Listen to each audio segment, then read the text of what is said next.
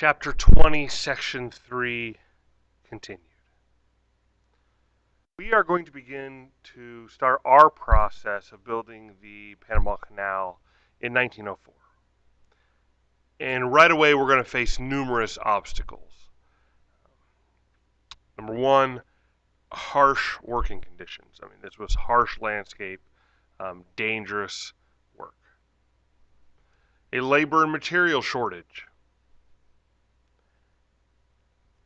And a yellow fever outbreak. So these are going to be some big obstacles that we're going to have to overcome if we're going to get this canal built. Our president, Teddy Roosevelt, is going to put this project back on track. First thing he's going to do is he's going to appoint John F. Stevens as the chief engineer and architect to tackle those technical problems, that labor material shortage, the harsh working conditions. And then he's going to put in charge of improving the living conditions an Army colonel by the name of Dr. William C. Gorgas. He's going to use lessons that he learned in Cuba to put this back on track. 1906, yellow fever is almost eliminated, and by 1913, malaria is under control.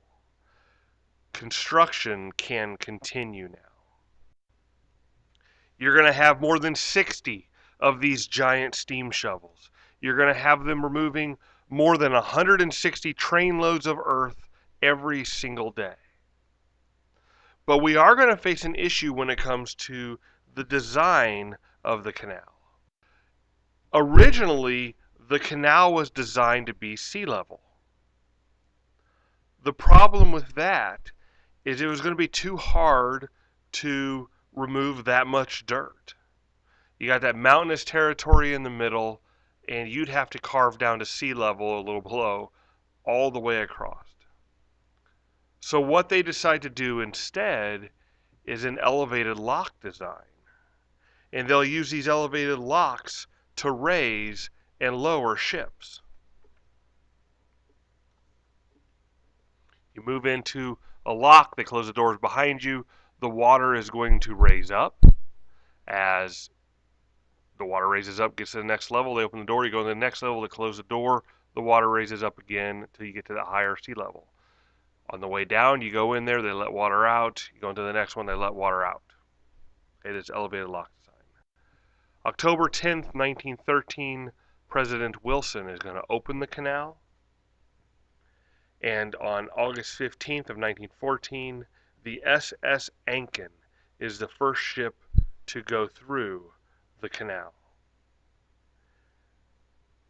This building of the canal is not going to come without some very high costs.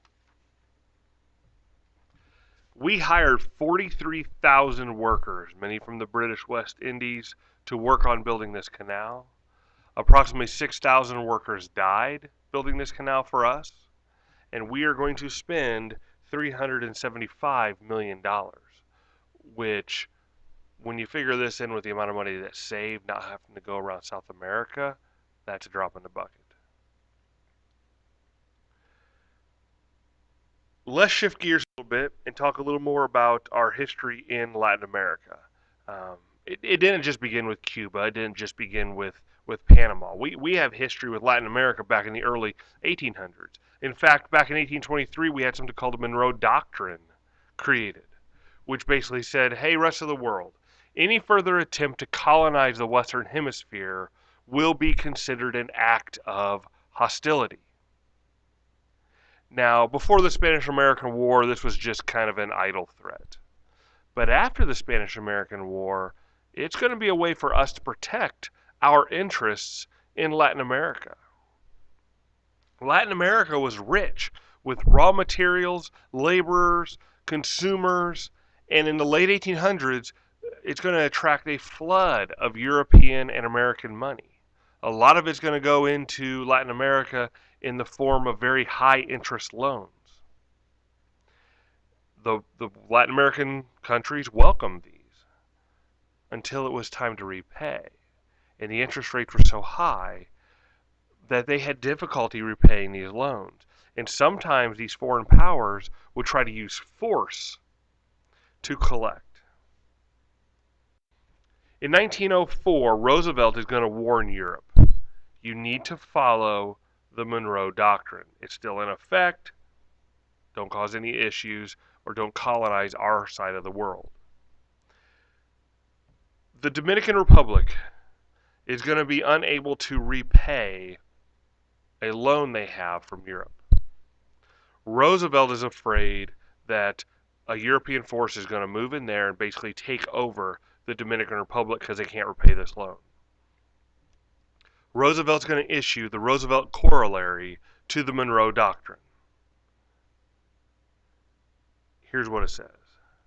The United States will be in charge of collecting loan payments. The United States will use its armed forces, if needed, to keep Europe out. And the U.S. retains the right, if necessary, to use a police force in Latin America. Simple idea is we'll collect the payments. Europe, stay out. We're not letting you in here. And hey, Latin America, you're not off the hook, because if things go, down the hill in your country, we will step in if we are going to bat for you like this. And we did step in at times. 1916 in the Dominican Republic, violence breaks out. The Marines are sent in. The Marines are going to be in the Dominican Republic until 1924. Roosevelt doesn't horse around. Roosevelt believed in this old African proverb, speak softly and carry a big stick. That big stick being our military. We don't have to get yelling and fighting like that. We can say what we want, and countries will pay attention because we have this powerful military behind us, and if they don't, they'll be facing that. Roosevelt can't be president forever, unfortunately. Next is going to come William H. Taft. He's going to expand our influence in Latin America, except for he's going to do it a little differently. He favored substituting dollars for Roosevelt's bullets. He wanted to use economic influence rather than military force. This becomes known as dollar diplomacy. Take those European loans in Latin America, and what if we pay them off with our own loans? Then Europe has no reason to come back into Latin America and try to collect. It's going to be the case in Nicaragua. June 1911, we help them get some private loans from the U.S., but we let Nicaragua know, now you're debt to us, and if we have to send in troops to protect our interests, we will. After Taft becomes Woodrow Wilson. Woodrow Wilson believed in using democratic government, not U.S. money. He said this will help keep Europe out. And he's going to send troops down to the Caribbean, put down some of these rebellions that were happening, and establish some constitutional governments where people would have a say. In Haiti in 1915, there was a rebellion. The Marines are going to be sent into Haiti to put down the rebellion. The treaty allows us to run their government to try to set up a better government for them. The thing is, though, the Marines stay there until 1934, and the Haitians did not want us there. About 1,500 Haitians died resisting us trying to change their government.